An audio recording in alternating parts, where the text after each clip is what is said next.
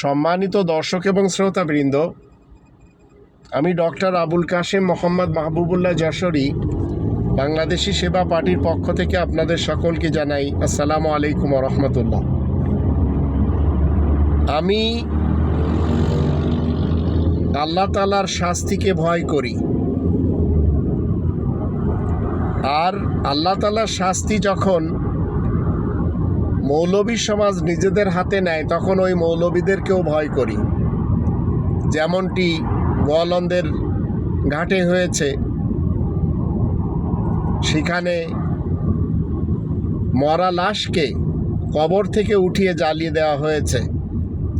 যে হুকুম দিয়েছে আর যারা জ্বালিয়েছে তাদেরকে বলা হয় তৌহিদি জনতা। এই তৌহিদি জনতাদের আমি খুব ভয় পাই।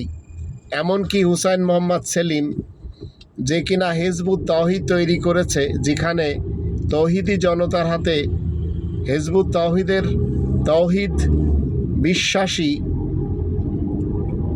হুসাইন মোহাম্মদ সেলিমের লোকদের মরতে হয়েছে, এদেরকেও আমি ভয় পাই।